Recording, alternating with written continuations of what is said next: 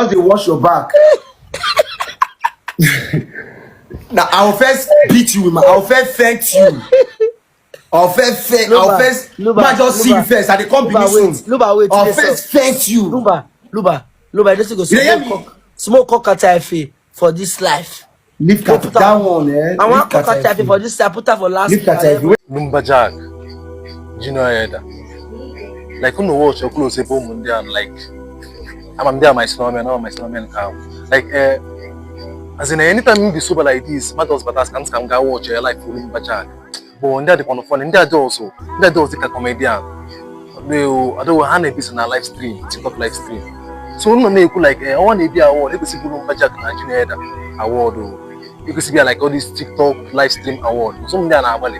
My footage, I'm hyping, I'm heavy. We better go there life like we better life like this. We give me happy church in our life. Man phone, but for my we give me happy church in our life. So now say Lumberjack na junior header, you see it.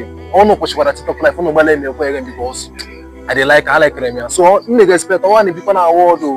Like I could say before the cake we see bring the award. Because how does take a TikTok as a make a online skit there. So na sa ana abali eji shike Lumberjack na junior na wonu shike na live stream. Thank you.